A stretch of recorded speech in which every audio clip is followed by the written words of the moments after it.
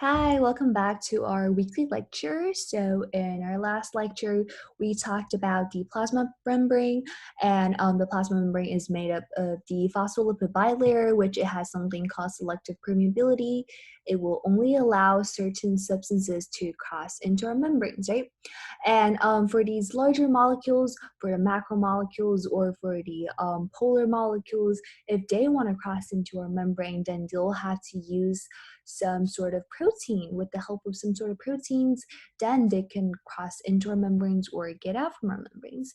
And so today we'll be talking about membrane transport, in which how do these substances get into our cells and go out of our cells. The first thing that I want to introduce is the transport protein. So transport proteins, they are one type of integral membrane protein, and they exist permanently within the span of the membrane, and their main function is basically transporting, right? They transport substances from one side of the membrane to the other. Transport proteins, they will allow the passage of hydrophilic substances, which are the polar substances, to cross our membrane, because our phospholipid bilayer will only allow nonpolar molecules to cross, and if hydrophilic polar molecules wanted to cross, they will need the help of some sort of protein, which are our transport proteins. There are two types of transport proteins, and one is the channel protein, the other is the carrier protein. Channel proteins, they are embedded in the cell membrane, and they have a pore for materials to cross. So you see in the picture right here, this is a channel protein, and they have this hydrophilic channel that will allow certain molecules or ions to use it as a tunnel or like a bridge in order to cross our membrane. And specifically, those channel proteins, in order to facilitate the passage of water, which is transporting water, is called the aquaporins. These channel proteins, they will act like a little bridge, so that so for example, if this was a I guess if this was a sugar molecule, and if it wanted to cross, then we'll need to use a channel protein so then it can cross into our membrane and get into our membrane. And the second type of transport protein is carrier protein. Carrier proteins, they're also embedded in the cell membrane. They span the whole membrane just like the channel proteins. And they can change shape to move materials from one side of the membrane to the other. So carrier proteins, they don't have this little channel, but what they do is that they will form a specific shape for a very specific substance to cross. And for example, if we wanted to move this circle-shaped molecule into our cells, then our carrier protein will be shaped as a little circle in the inside part, so then it can take in the little circle and then it close up and then transport it to the other side. There are two types of transport. One is called the passive transport, and the other is called the active transport, and they are very different. And both of these transport proteins, they will be used some point in one type of transport. So channel proteins are for passive transport, and carrier proteins are for active transport. But what passive transport is that it is the diffusion of a substance across a membrane with no energy required, which means that if you want to transport something through a passive transport, you do not need any sort of energy because it is a diffusion. And what a diffusion is that it is the tendency for molecules to spread out evenly into the available space. In simple terms, it means that when molecules, they diffuse down from a really high concentrated with an area that has like a high concentration to an area that has a low concentration, to the point that they reach equilibrium, that's when diffusion happens. So in the picture right here, we can see that on this side there are a lot of molecules of dye, and on this side there is only water, right? And imagine if there was a membrane in the middle.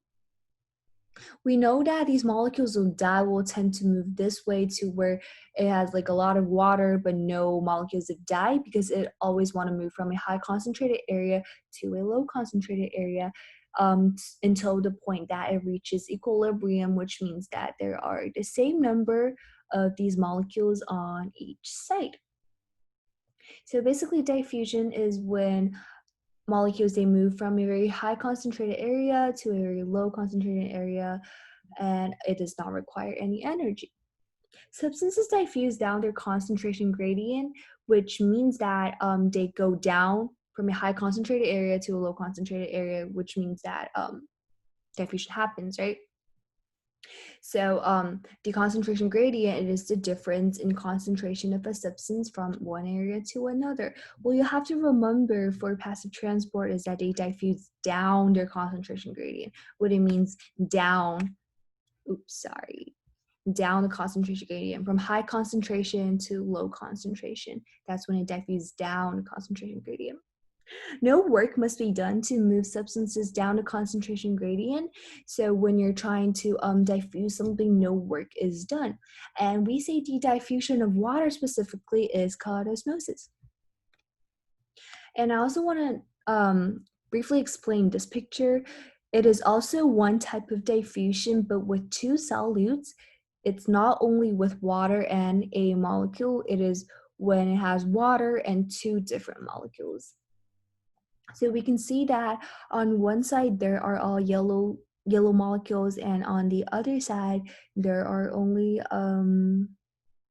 purple molecules, right? And once we place them into water, and if there's a membrane right here, we know that these yellow ones will tend to move right and these purple ones will tend to move left because there are no purple ones on the left or there are no yellow ones on the right, right? So it wants to go from a high concentrated area to a low concentrated area. So then these purple molecules will move left and these yellow molecules will move right until they reach equilibrium to the point that each side has 3 purple molecules and 6 yellow molecules. This is also one type of diffusion. It's just the diffusion of two solids. So it can happen with one solid or two solids. There are two types of diffusion. One is called the simple diffusion and the other is called the facilitated diffusion.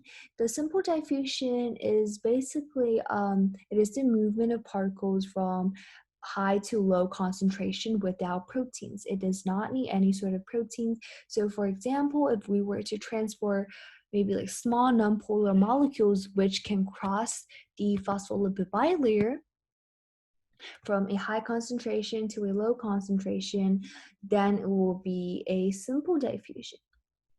However, the facilitated diffusion is when you need the help of transport proteins, specifically the channel proteins. So the channel proteins, the ones that has like a channel in the middle. And these channel proteins will speed the movement of molecules across the plasma membrane. So in this picture right here, this is an example of simple diffusion. We see that there's like a lipid right here, and the lipid is trying to go out of the cell, right? And we know that lipid, they are non-polar molecules. They can cross the plasma membrane, and which it just crosses it without the help of any proteins. And in this picture, we are trying to transport water out of the cell. So we know that water is a polar molecule. We need channel proteins to, which are the aquaporins, to help us to move the water from inside the cell to outside the cell. And it is a facilitated diffusion because we use proteins. And the diffusion of water is called osmosis, and it is one type of simple diffusion. It is one type of simple diffusion, and it is basically when water moves from an area with a high concentration of water to an area with a low concentration of water. And in this picture right here, we can see that there are relatively equal amount of water on each side, but however, there are more molecules on this side And in this case, we want to keep the concentration of water the same, which means that we want to keep the amount of water, the ratio of water to molecules in equal amount. So we know that this part is the more concentrated part of solutes, which are the sugar. And this part has less sugar, right? So water will tend to move this way so that each side it will have the same amount of concentration, the concentration of sugar. And if you can't really understand this, you can think of it as these are 2 cups, right? No, wait, yeah. So if you have 1 cup of water, you'll add in 1 bag of sugar. But if you have 2 cups of water, you'll add in 2 bags of sugar. And on this side, there are 2 bags of sugar. And on this side, there is 1 bag of sugar. So we know that this side will need more water, right? And this is the reason why that there are more water on this side, less water on this side, but then the concentration of sugar and the water will be the same. And this is osmosis. And the second type of transport, we talked about the passive transport. It does not require any energy, right? And then we go down our concentration gradient. And the other type of transport, it is the active transport. And in active transport, we do need energy. It requires energy. And the reason why it requires energy is because we are moving against the concentration gradient. What it means by against the concentration gradient is that we are moving from a low concentration to a high concentration. And if you were to think of it this way, if the bus is super crowded and if you were to try to get on the bus, you'll have to push a bit, right? Then you'll have to use energy to push a bit and get on the bus. And that is an active transport. In this picture right here, we can see that this is an example of active transport. And we can see that on this side, there are 2 square molecules. And on this side, there are 5 square molecules. And if we were to think of a way that it does not require energy, we'll think that, oh, then it'll go from a high concentration area to a low concentration area, right? So then we were to think in a passive transport way that these square molecules will move this way. But no, this is an active transport. We are trying to get from a low concentration to a high concentration. So we are moving these squares to this side, and there will be less squares here and more squares here. And we will require energy, usually in the form of ATP. And I think we've talked about this in our cellular respiration and photosynthesis lecture, that ATPs, they are produced in cellular respiration, and they are the main source of energy for our human body and for like animals, for anything. ATP is the main source of energy. And now ATP, it acts as the energy for our active transport. And active transport is usually performed by specific proteins, which are the carrier proteins. And these carrier proteins are the ones that change shape, right? And they change shape. You see right here, it is a square shape, and then right here it is a circle shape. So this carrier protein can transport both circles and squares to the other side. So in summary, active transport, first of all, it requires energy. Second of all, it is going against the concentration gradient, which means from low concentration to high concentration. And it is using carrier proteins. And the last thing that I want to introduce is exocytosis and endocytosis.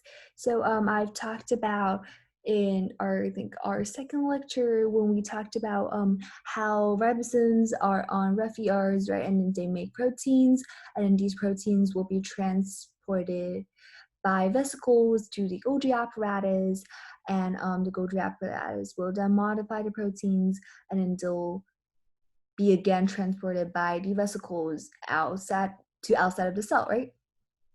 And this process for bigger, larger molecules to go out and come into the cell is exocytosis and endocytosis. And we transport these bigger molecules using vesicles, which acts like shipping boxes. They make sure that everything is packed in within this box, and then they'll take things out or get things in. And exocytosis, which is exocytosis is the transport of vesicles out of the cell. So these vesicles, they'll take maybe like proteins that is modified by Golgi apparatus, and then they want to go outside of the cell, right?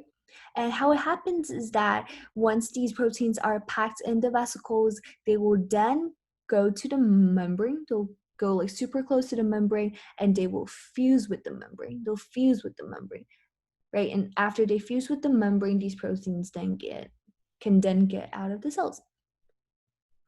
And many secretory cells use exocytosis to export their products. So it can export not only proteins, but like sugar, polysaccharides, and also all sorts of things, the larger molecules.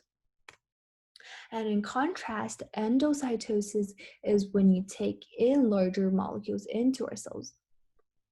And same thing, when these larger molecules, when they are very close to our plasma membrane, they will then form this little vesicle, and then the vesicle would then be transported into our cells, and it will go wherever it needs to.